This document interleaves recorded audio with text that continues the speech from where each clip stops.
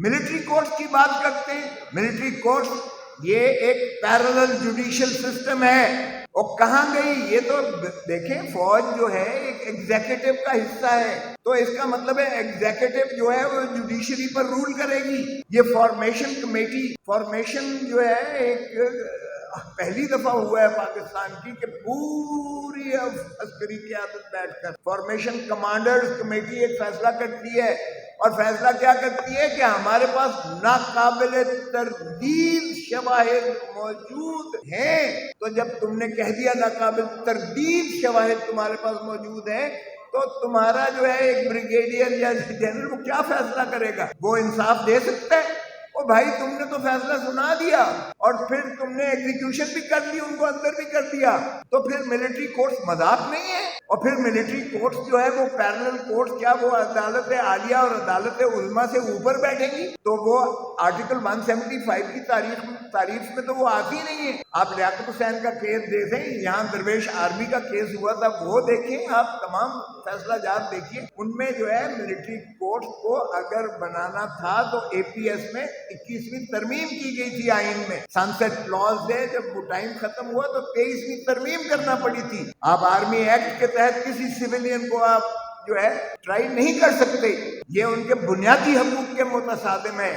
اور اگر آپ نے آئین کو اسی طرح روندنا ہے، پامال کرنا ہے، تو میں نہیں مانتا، یہ کالا کوٹ نہیں مانتا، ایسی عدالت کو، ایسے نظام کو نہیں مانتا.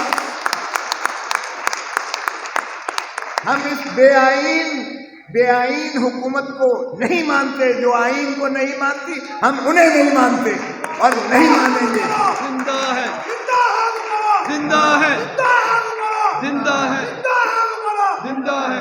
اور ہم جا رہے ہیں سپریم کورٹ کے پاس، ہم لے کے نالش جا رہے ہیں. اور انشاءاللہ آپ دیکھیں گے کہ ہم فل کورٹ کا ڈیمانڈ کریں گے. 15 کے 15 ججز بیٹھ کر اس کا فیصلہ کریں. ہم دیکھتے ہیں کون سا جج کہتا ہے کہ بنیادی حقوق کے متصادم نہیں ہے ملٹری کورٹ. ہم دیکھتے ہیں کون سا جج کہتا ہے کہ یہ جو ہے آئین کی تضحیق نہیں ہے اور آئین کی تشریح جو ہے غلط کی جا رہی ہے کہ ملٹری کورٹس بنا دیں سویلینز کے لیے، بچوں کے لیے، اپنے فیوچر کے لیے، اپنے مستقبل کے لیے.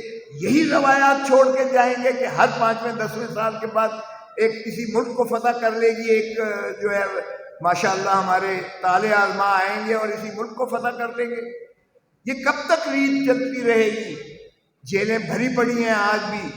جس طرح سے مزاری، شیریں مزاری کو جس طرح سے 5 مرتبہ عدالت عالیہ نے ضمانت لی اور پھر اس کو جو ہے ایمان مزاری کی جب دھمکی دی گئی، کوئی بھی ماں، کوئی بھی باپ یہ برداشت نہیں کر سکتا. جس طرح سے ان کو کہا جاتا ہے کہ تم اگر یہ بیان نہیں دو گے اور اس طرح سے نہیں کرو گے تو تمہاری عورتوں کی، بیٹیوں کی، ماؤں کی، بہنوں کی ہم تصاویر جو ہیں وہ سوشل میڈیا پر رائج کریں گے.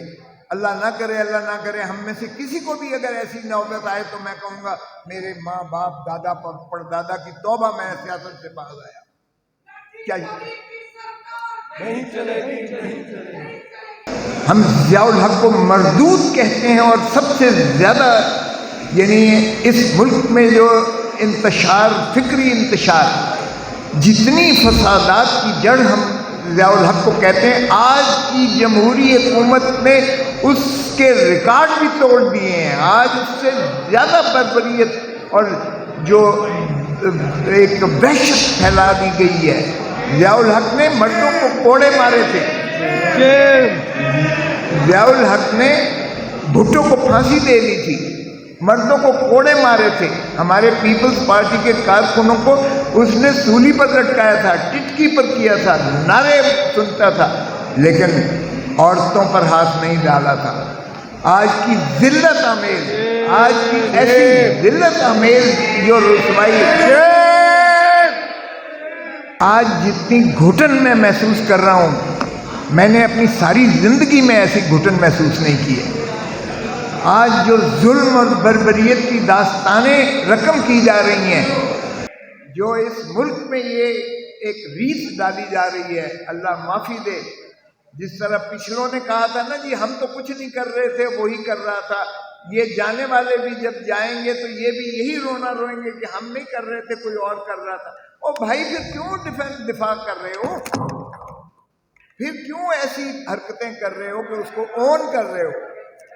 اب جس طرح سے ایک 75-80 سال کے سواتی کو جس طرح سے اس پر تشدد کیا گیا اور رو رو کے اس نے کہا کہ میری اور میری خانوادے کی جس طرح تصویریں ننگی جو ہے مشتہری کی گئی ہے، شرمناک ہے۔ جس طرح سے آج مجھے یہاں کھڑے ہو کر یہ محسوس ہو رہا ہے کہ ہم ایک سرزمین بے آئین میں سانس لے رہے ہیں۔ آج جتنی اس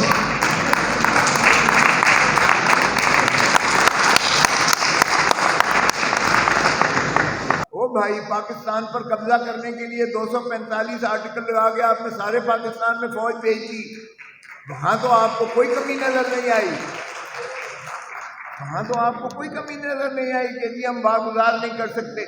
تو بھائی عوام پر ڈنڈے برسانے کے لیے، ان پہ گھروں میں گھس جانے کے لیے، ان کے جو ہے دیواریں توڑنے کے لیے، ان کے دروازے توڑنے کے لیے، ان کی مستورات کو پکڑ کر ان کو جو ہے جیلوں میں ٹھونسنے کے لیے، وہ آپ کو سب کچھ مل جاتا ہے۔ ضیاء الحق نے کہا تھا یہ آئین یہ چند کاغذ کے ٹکڑے، اور اس نے اپنی جوتی کی نوک پر رکھا تھا۔ آج انہوں نے اسی آئین کو جوتی کی نوک سے بھی اوپر بکھیر دیا ہے ہوا میں۔ اب بتائیے گا کہ سپریم کورٹ کا فیصلہ کدھر گیا؟ میں پوچھتا ہوں۔ ضیاء الحق نے کہا تھا یہ آئین یہ چند کاغذ کے ٹکڑے، اور اس نے اپنی جوتی کی نوک پر رکھا تھا۔ آج انہوں نے اسی آئین کو جوتی کی نوک سے بھی اوپر بکھیر دیا ہے ہوا میں۔ اب بتائیے گا کہ سپریم کورٹ کا فیصلہ کدھر گیا؟ میں پوچھتا ہوں 14 مئی کو الیکشن جو ہے پنجاب میں ہونے تھے، کیا ہوا؟ کہتے ہیں ہمارے پاس جو ہے ہمارے پاس پیسے نہیں ہیں۔ ارے بھائی تمہارے پاس باقی تو ہر چیز کے لیے پیسے ہیں، اتنی بڑی کابینہ کے اخراجات کے تمہارے پاس پیسے ہیں، تم نے اتنے زیادہ فنڈ جو ہے اپنے ایم این ایز کو دے دیے کہ جو مرضی اللہ تللے کرو۔ تم بجٹ میں ذرا دیکھو تم نے کیا کیا رکھے ہیں چیزیں۔ اور جب سپریم کورٹ نے خود بلایا تھا اسٹیٹ بینک کے گورنر کو، تو اسٹیٹ بینک کے گورنر نے بتایا تھا کہ پیسے ہمارے پاس موجود ہیں۔ پھر کہا گیا کہ ہمارے پاس جو ہے رینجرز دینے کے لیے نہیں ہے، ڈیفنس منسٹری نے کہا۔ او بھائی پاکستان پر قبضہ کرنے کے لیے 245 آرٹیکل لگا کے آپ نے سارے پاکستان میں فوج بھیج دی، وہاں تو آپ کو کوئی کمی نظر نہیں آئی، وہاں تو آپ کو کوئی کمی نظر نہیں آئی کہ جی ہم واگزار نہیں کر سکتے۔ تو بھائی عوام پر ڈنڈے برسانے کے لیے، ان پہ گھروں میں گھس جانے کے لیے، ان کے جو ہے دیواریں توڑنے کے لیے، ان کے دروازے توڑنے کے لیے، ان کی مستورات کو پکڑ کر ان کو جو ہے جیلوں میں ٹھونسنے کے لیے، وہ آپ کو سب کچھ مل جاتا ہے۔ ارے بھائی پہلے تو یہ بتاؤ کہ ٹیپنگ کون کرتا ہے؟ فون ٹیپ کی آپ کو کس قانون نے اجازت دی ہے؟ ویڈیو ٹیپنگ آپ کس لا کے تحت کرتے ہو؟ کون کرتا ہے؟ سامنے تو آئے۔ ارے چھپتے بھی ہو اور سامنے بھی نہیں آتے ہو، آؤ تو صحیح سامنے، بتاؤ کہ میں نے ٹیپنگ کی ہے۔ اب تو آپ کی پرائیویسی ختم ہو کے رہ گئی ہے پاکستان میں۔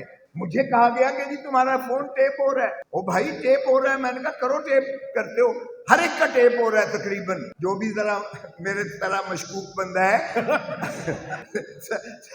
سبھی کی ٹیپ ہو رہی ہے یہ۔